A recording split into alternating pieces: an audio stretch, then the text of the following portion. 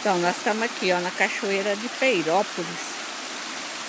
Aí a gente veio aqui, que graças a Deus choveu. E aí a gente veio trazer, o seu Isaías veio trazer os cachorros para nadar. Eles adoram nadar aqui. Olha que beleza, ó. Maravilha. Graças a Deus. Pelo menos agora já tem água, porque estava seco, né? Por causa da seca, mas choveu essa noite. Graças a Deus. Olha lá onde o pessoal pega nas cordas, ó. Pra pular dentro. A mata. Salva a força do Cacique Caroeira da Amazônia. Salve. Salva as forças. Beleza. Salve. Olha lá, aquele paredão lá, ó. De pedra.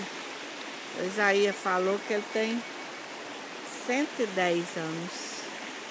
Ó o portal lá, ó. Passando o portal. Portal de pedra.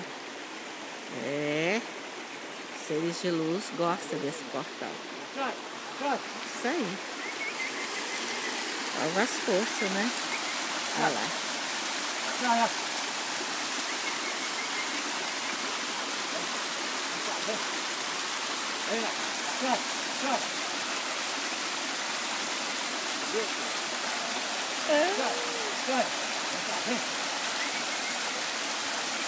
Ó, que beleza, tá feliz, vai nadar.